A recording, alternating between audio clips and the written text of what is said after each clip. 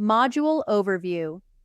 This module explores the various purposes of property valuation, emphasizing how the intended use of a valuation report influences methodology, assumptions, scope, and reporting format. Unlike the technical application of valuation methods in Module 7, this module focuses on the functional drivers behind property valuations in both public and private sectors, from commercial financing to government expropriation. 1. Introduction to valuation purposes. Valuations are conducted to serve various stakeholders, including property owners, financial institutions, investors, government agencies, courts, insurers, developers. Each purpose influences the assumptions, type of value, scope of work, and content of the valuation report. 2. Valuation for mortgage and loan security.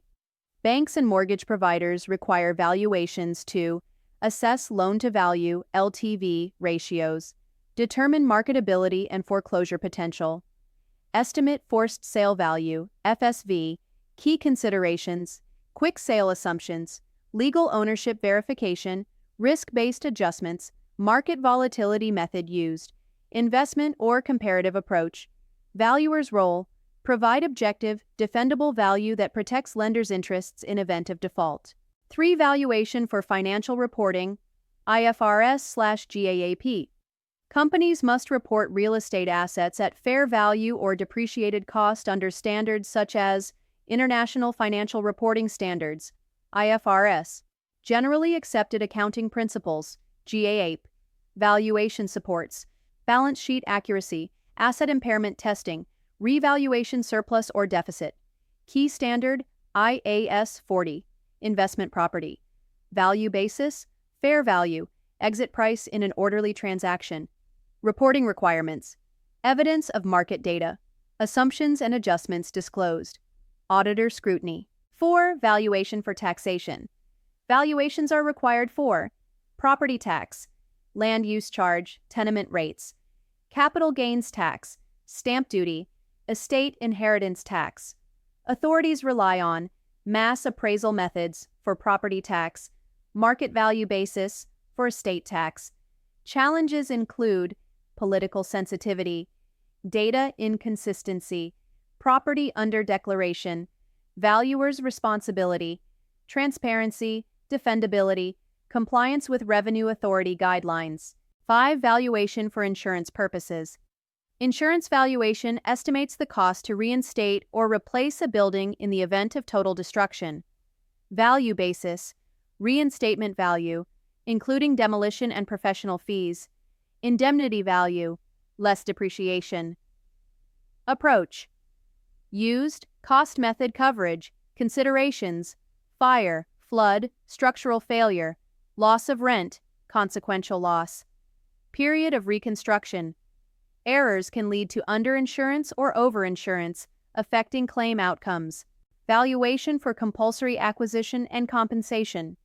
Governments may acquire property for public interest under eminent domain laws, urban renewal, or infrastructure projects. Compensation is based on market value at date of notice, disturbance allowance, severance and injurious affection, cost of relocation, legal basis in Nigeria, Land Use Act, state acquisition laws. Valuers must ensure accuracy, compliance with statutory frameworks, transparent rationale. 7. Valuation for investment and decision-making. Investors require valuation to make buy/sell decisions, forecast returns and cash flows, estimate net present value, NPV and internal rate of return, IRR. Valuations help in feasibility studies, real estate fund performance portfolio analysis, approaches used, investment, DCF, residual method. Key elements, risk profiling assumptions on income, growth, and exit yield. Sensitivity analysis. 8. Valuation for litigation and legal settlements.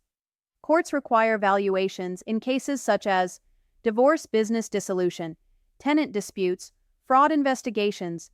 You serve as expert witnesses, providing unbiased, evidence-based opinions, clear rationale reports that can withstand cross-examination. 9. Valuation for mergers, acquisitions, and IPOs.